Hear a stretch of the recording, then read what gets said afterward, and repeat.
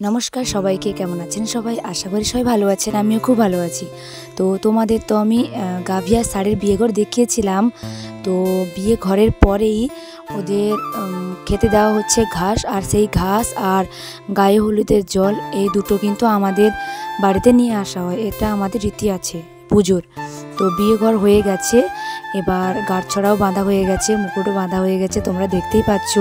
এবার যিনি গাভীটা সম্প্রদান করেছিলেন ওনাকে নিয়ে কিছু সম্প্রদান যিনি করেছিলেন ওনাকে নিয়ে কিছু মন্ত্রপাঠ করা হচ্ছে। যেরকমভাবে মানুষের হয় সেরকমভাবে সবাই খুব আনন্দ করছে। আমার তো খুবই আনন্দ লাগছে। আর এটা কিন্তু কতজন ব্রাহ্মণ হয়ে করছে দেখতেই পাচ্ছ। আর যিনি সম্প্রদান করেছিলেন উনি কিন্তু গোটা ঘুরে তার মন্ত্রপাঠ করছেন, যেরকমভাবে হয় আর কি। ওটা তো ব্রাহ্মণ ঠাকুরই জানে কেমনভাবে কি করছেন। আর এটা সবথেকে বেশি আশ্চর্যের বিষয় হচ্ছে গাভিয়ার ষাঁড় কিন্তু শান্তভাবেই দাঁড়িয়ে আছে।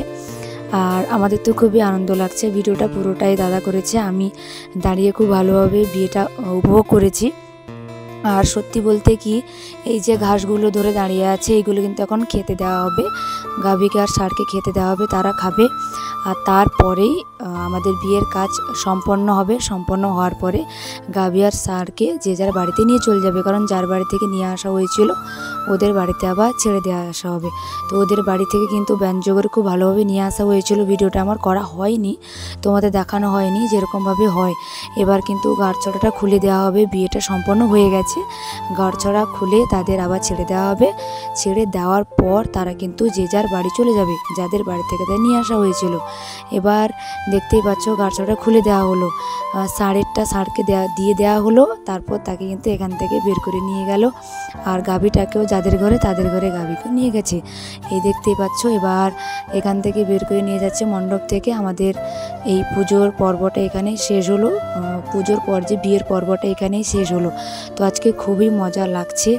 এখন বিয়ে শেষ হয়ে গেছে, এবার এখান থেকে এদের নিয়ে যাওয়া হচ্ছে। নিয়ে গিয়ে এদের যেরকম মানুষের বিদায় হয় সেরকমভাবে বিদায় পর্ব হলো। আর আমরা এখানে দাঁড়িয়ে কথা বলছিলাম, আমি, দাদা এবং বোন সবাই দাঁড়িয়ে ছিল।